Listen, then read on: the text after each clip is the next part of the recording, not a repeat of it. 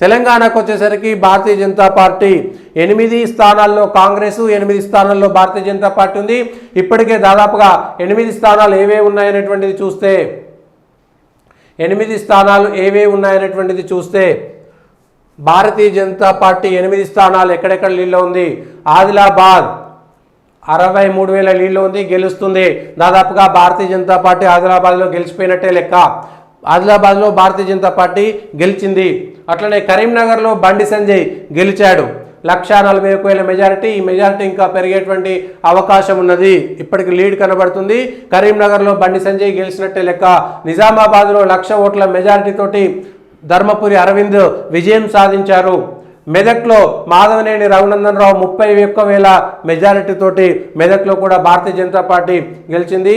మల్కాజిగిరిలో ఈటల రాజేందర్ 2,28,000 మెజారిటీతో ఈటల రాజేందర్ మల్కాజిగిరిలో గెలుపు సాధించాడు.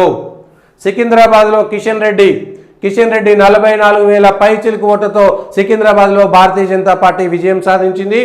చేవెళ్లలో కొండా విశ్వేశ్వరరెడ్డి 1,15,000 ఓట్లతో కొండా విశ్వేశ్వరరెడ్డి భారతీయ జనతా పార్టీ విజయం సాధించింది. మహబూబ్ నగర్లో డీకే అరుణ 17,000 మెజార్టీ తోటి మహబూబ్ నగర్లో కూడా భారతీయ జనతా పార్టీ విజయం సాధించింది.